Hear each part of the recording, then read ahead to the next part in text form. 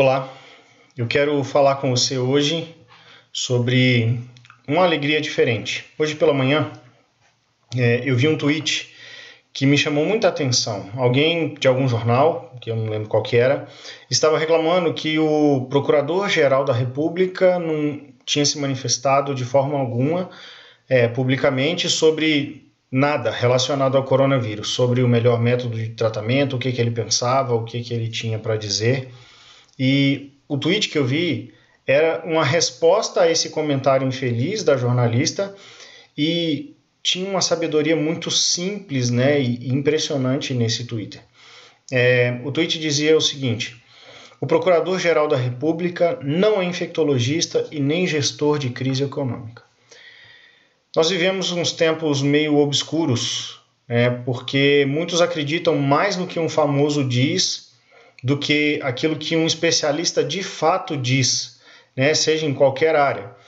Os programas como o Fantástico, Encontro, os canais do YouTube, os influenciadores digitais, seja lá o que for, independente do viés, eles se colocam uns diante dos outros, discutindo questões nas quais eles não têm a menor capacidade de discutir. Eles não entendem. Eles não são profundos naqueles assuntos e acabam reduzindo as questões reduzindo as questões de forma imprecisa, de forma incorreta. Ainda que muitos falem com um certo conhecimento, ainda ficam lacunas nas suas falas que deixam o ouvinte com a percepção manca sobre o assunto. Paulo passou por isso num tempo em que nem mesmo as cartas eram um veículo de massa, ainda que elas fossem amplamente usadas, não eram todos que tinham acesso. Algumas pessoas com limitações das suas percepções queriam roubar a fama de Paulo e ganhar notoriedade, fama mesmo, às custas de Paulo. Ele vai dizer isso lá em Filipenses 1, de 15 a 18, e eu vou ler para vocês. Diz o seguinte: é verdade que alguns proclamam Cristo por inveja e rivalidade, mas outros o fazem de boa vontade.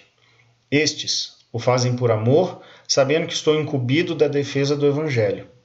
Aqueles, porém, pregam Cristo por interesse pessoal, não de forma sincera, pensando que assim podem aumentar o meu sofrimento na prisão. Mas que importa? Uma vez que de uma forma ou de outra Cristo está sendo pregado, seja com fingimento, seja com sinceridade. Também com isso me alegro. Sim, sempre me alegrarei. Nós vimos no último devocional que Paulo ele estava feliz com o fato de que a sua prisão serviu como um exemplo inspirador e incentivou outros irmãos a anunciarem Jesus com mais ousadia. Porém, nem todos que foram influenciados eram fiéis. Alguns que resolveram pregar com mais ousadia faziam isso com outras motivações. E perceba, Paulo ele dividiu esses irmãos, e ele está chamando-os de irmãos, que estavam anunciando o Evangelho, em dois grupos: os que faziam de boa vontade e os que faziam por inveja. Os que faziam por boa vontade, eles faziam com amor. Eles lembravam-se do apóstolo com carinho, sabendo que a prisão nada mais era que o resultado da fidelidade na qual eles mesmos também precisariam se manter. Os que faziam por inveja, eles viam Paulo como um concorrente disputando o mesmo público. Alguém que eles deveriam atacar de alguma forma, desqualificar, seja por causa da prisão, ou por algum tipo de pecado que eles imaginavam, porque Deus o estava punindo. Ele cometeu um pecado, Deus está punindo ele, então vocês não devem acreditar em Paulo. Como se Paulo fosse alguém pior do que os outros, porque estava num lugar de vergonha. Nós podemos ver alguma coisa parecida no capítulo 1 de 1 Coríntios, onde alguns dentro da igreja estão causando divisão porque eles pensam que determinado evangelista ou apóstolo é melhor ou pior do que outro, Isso causa um grande problema ali. Esse engano, ele é muito comum, ainda mais em nossos dias, porque algumas pessoas pensam que honroso diante de Deus ou de grande valor diante de Deus é aquele que realiza milagres, é aquele que prospera, aquele que tem a melhor oratória, aquele que se coloca nas redes sociais ou nos canais, né, para xingar ou acusar aqueles que se opõem à fé cristã. Muitos pregadores de Facebook e de YouTube, eles se aproveitam das tretas da internet para se promoverem, para ganharem likes, para se colocarem numa posição que eles não deveriam estar, né? Eles se colocam a dar opinião de tudo, especialmente daquilo que eles não foram chamados para falar. Alguns desses homens, infelizmente, eles são instrumentos de Satanás, porque eles acabam confundindo e dispersando o rebanho, né? Eles têm uma teologia errada e eles manipulam as palavras da Bíblia para dizerem o que eles querem, né?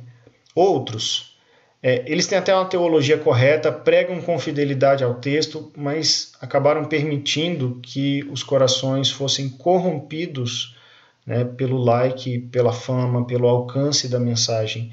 E eles acabam desprezando ou até mesmo atacando outros que estão exercendo seu ministério com fidelidade, mas acabaram escorregando numa coisa pequena e aí eles são execrados, né? Eles são maltratados nas redes sociais e em outros lugares, porque muitas vezes foram mal interpretados, porque pregaram ou anunciaram uma mensagem dentro de um contexto ou para um contexto muito específico, que quando tirado é mal interpretado. Paulo, ele sente uma alegria diferente aqui. Ele não está preocupado com a motivação no coração daqueles irmãos que ainda não haviam entendido a necessidade da humilhação e do sofrimento para que o evangelho fosse pregado e crido, na verdade. Desde que a pregação fosse fiel. Então, ele se alegra e percebe que o mais importante está acontecendo. Ele não se importa. Na verdade, ele não importa, né? O sofrimento dele não é nada desde que Cristo seja pregado.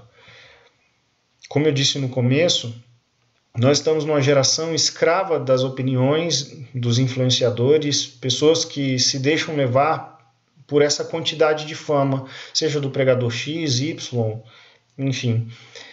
No geral, isso não nos deve preocupar, contanto que haja fidelidade na palavra, mas isso precisa acender um alerta sobre a autoridade final de Deus se revelando na sua palavra, nas Escrituras.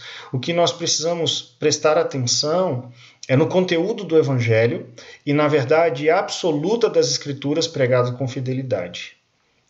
Eu quero, a partir disso, te incentivar a orar pelo seu pastor, dar para ele uma palavra de incentivo, e especialmente no caso de ele se manter fiel, apesar ou não da fama, e apesar dos que querem derrubá-lo, daqueles que querem, de alguma forma, macular a imagem dele para ganhar fama e seguidores ou membros para suas igrejas. Valorize os homens que estão fugindo das brigas inúteis na internet ou em outros lugares para se manterem fiéis e perseverantes à exposição bíblica. Isso é de grande valor. Se o seu pastor não se encaixa nesse quadro, acenda um alerta e talvez você pode ajudá-lo com literatura, indicando para ele sites ou lugares onde ele possa buscar uma formação melhor. Enfim, você pode incentivá-lo de várias formas, busque isso diante do Senhor. Como segundo conselho, eu quero dizer que você avalie o seu coração a fim de examinar quais são as suas intenções quando você prega ou mesmo quando você deixa de pregar o Evangelho.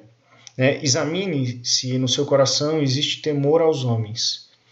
O temor aos homens é quando nós damos mais importância àquilo que os homens pensam de nós do que aquilo que Deus diz e pensa de nós.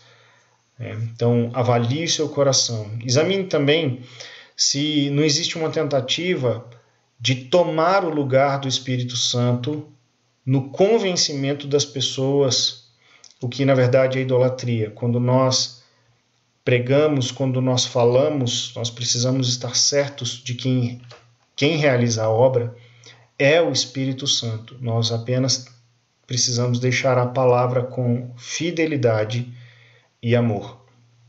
O meu desejo hoje é que você também seja tomado pela mesma alegria de Paulo, a alegria de perceber Deus realizando a sua obra apesar dos homens, apesar das suas falhas e apesar da sua situação.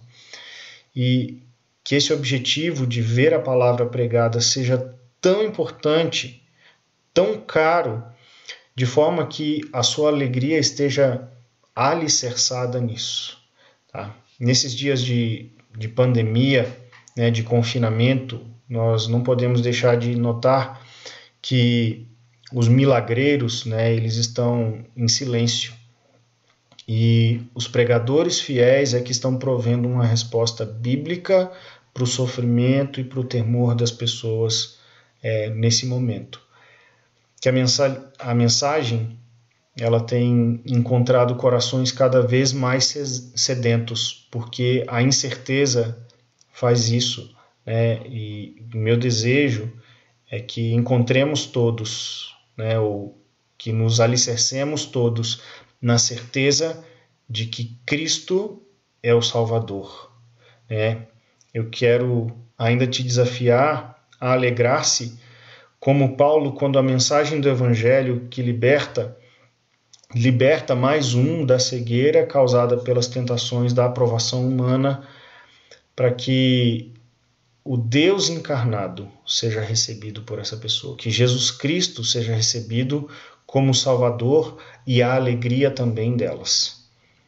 Que Deus te abençoe, um grande abraço. Fique com Deus.